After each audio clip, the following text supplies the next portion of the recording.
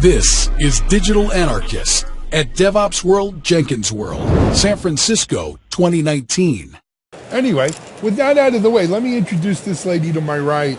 Some of you may know her if you've listened to webinars on DevOps.com, or you've been following what's happening with the CD Foundation, or you're a fan of DeployHub.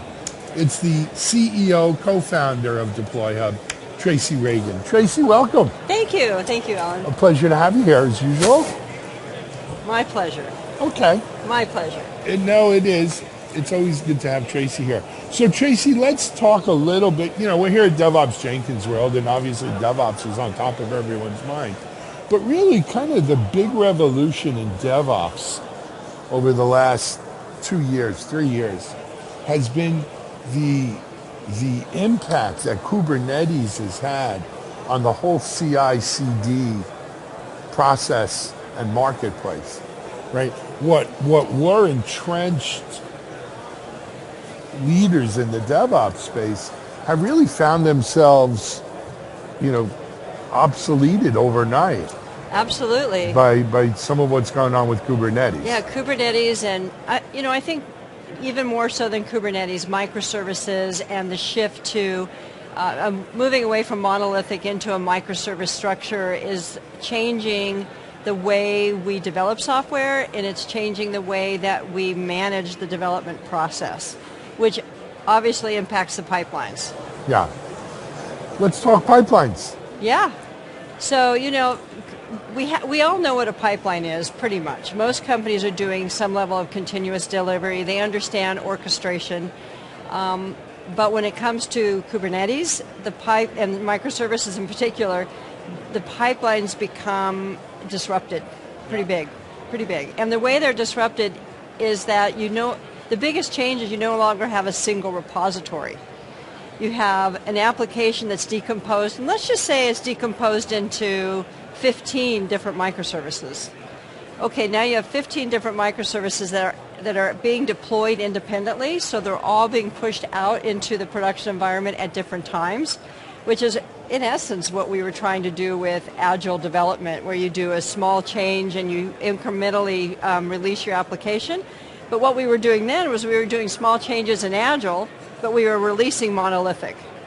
Now we're doing small changes and we're managing it in a very, very decomposed format. So that changes completely the way our pipelines are looking. We still do testing, we still release to production, but there are different challenges. It solves problems and it creates problems.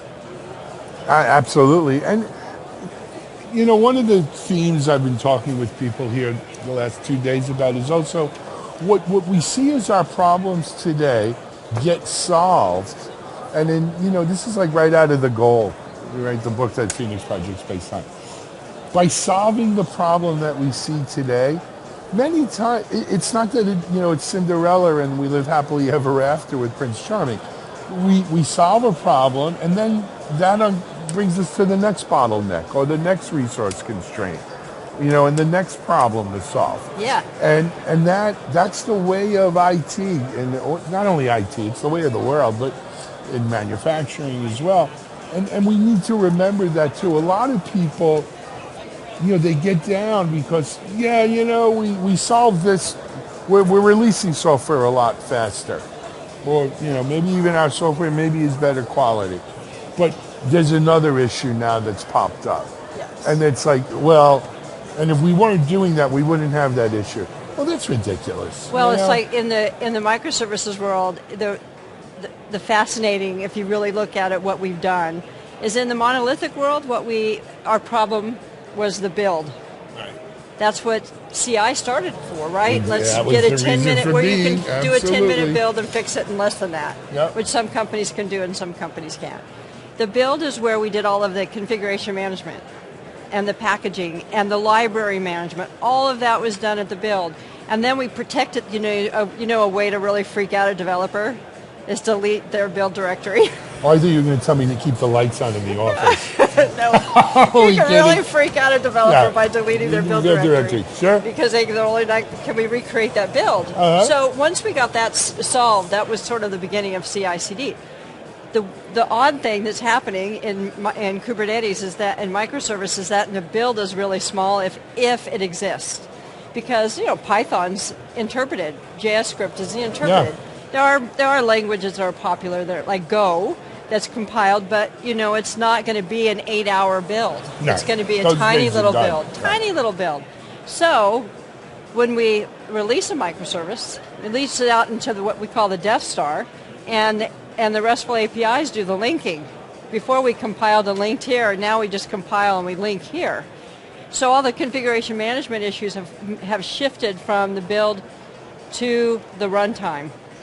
And I don't think most companies are ready for that.